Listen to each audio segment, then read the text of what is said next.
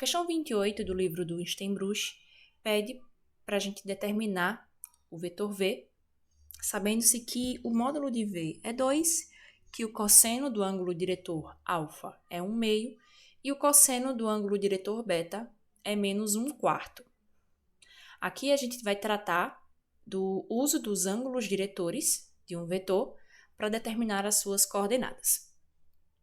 A gente precisa lembrar que um ângulo diretor são os 3 ângulos que aquele vetor vai formar com os vetores I, J e K, que estão, respectivamente, nos eixos OX, OY e OZ. E aí, com o estudo desses ângulos diretores, fazendo aí o uso de algumas propriedades, a gente sabe que o cosseno ao quadrado do ângulo alfa, mais o cosseno ao quadrado do ângulo beta, mais o cosseno ao quadrado do ângulo gama, vai ser igual a 1.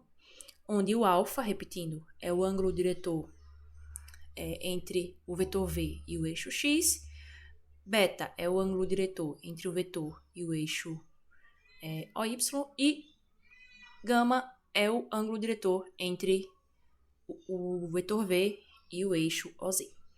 Tá? E aí a gente pode, usando essa relação, isolar qualquer um desses cossenos, né?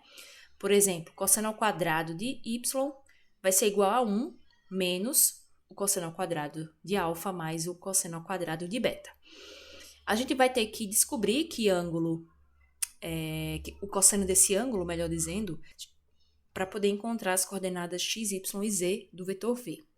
Então, substituindo o cosseno de alfa e o cosseno de beta, nós vamos ter essa expressão aí, que é 1 menos 1/4 mais 1/16.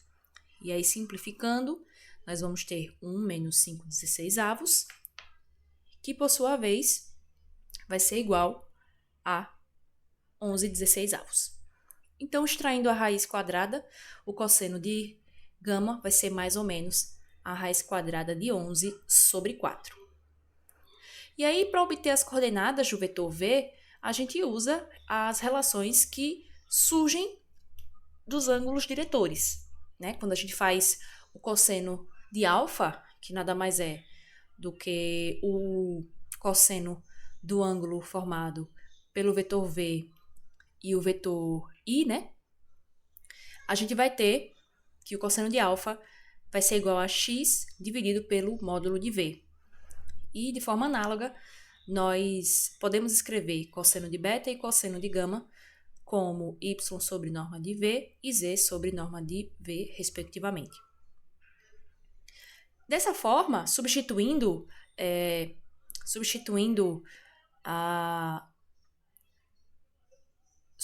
o cosseno e a norma de V que nós temos por hipótese, x vai ser o cosseno de alfa multiplicado pelo módulo de V, quando a gente isola o x naquela relação anterior. Isso vai ser igual a 1. O y vai ser igual ao cosseno de beta multiplicado pelo módulo de V, que vai ter como resultado menos 1/2.